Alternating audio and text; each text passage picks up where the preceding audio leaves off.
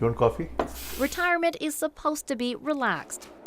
That's why Jay Kimbavi worked for years, planning it, crunching the numbers, and paying into his defined benefit pension plan as an employee of the Alberta government. And for the first 5 years of retirement, his plan was working. This is the first letter that started this whole nightmare. Last June, he and 21 other now retired Alberta provincial employees were notified the government corporation that oversees their pensions made a big mistake. Alberta Pensions Services, or APS, miscalculated their payments. Kimbavi's modest monthly pension was slashed by 40%. Others claim their pensions were cut by as much as 75%.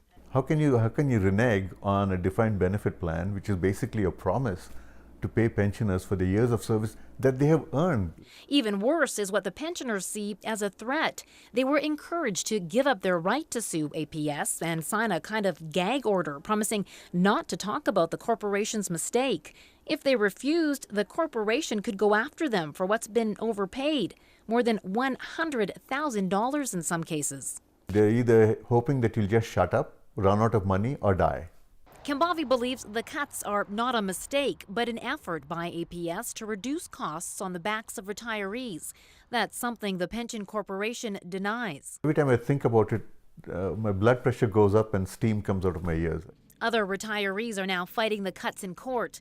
This legal expert says a settlement is the right thing to do, not only for pensioners, but also for taxpayers. We have seen a number of cases in Canada where those sorts of claims have been made successfully. Alberta Pensions Services says it's just following the rules, but it isn't saying much more, citing that pending lawsuit. It won't say why it encouraged pensioners to sign what they see as a gag order.